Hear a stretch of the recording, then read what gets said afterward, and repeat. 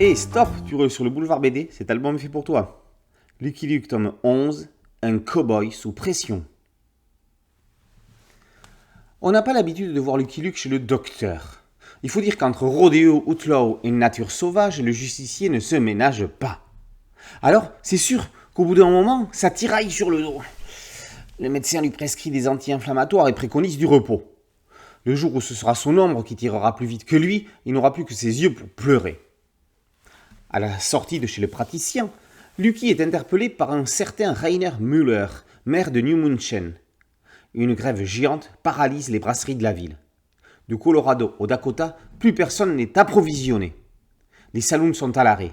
Direction Milwaukee, The Brew City, la capitale américaine de la brasserie, pour tenter de découvrir ce qui a mis le feu aux poudres, ou plutôt le faux col dans la bière.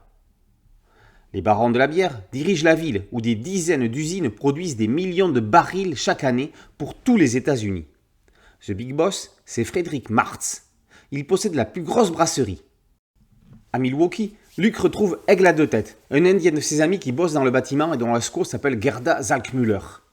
Elle fait partie des 6 millions de migrants germaniques qui sont venus tenter leur chance en Amérique. Outre les bretzels, ils ont donc importé la bière. Bref, Aigle à deux têtes amène le cow-boy solitaire à une réunion syndicale qui doit voter la poursuite de la grève. Il pourra toujours essayer de les convaincre d'arrêter le mouvement.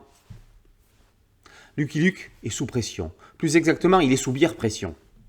Jules l'amène au cœur des premières revendications ouvrières. Lucky Luke fait face au capitalisme. On apprend que l'allemand a failli être la langue officielle des USR. Les Teutons ont amené le hamburger, le ketchup, le hot dog, le sapin de Noël, ainsi que le grand-père de Donald Trump, qui apparaît dans l'album. Les Dalton ne sont pas oubliés, puisque les forçats étaient mobilisés pour remplacer les grévistes. HD a dû oublier les grands espaces sauvages pour les buildings dans cette histoire. L'album se passe quasi exclusivement en ville, ce qui est assez rare dans la série.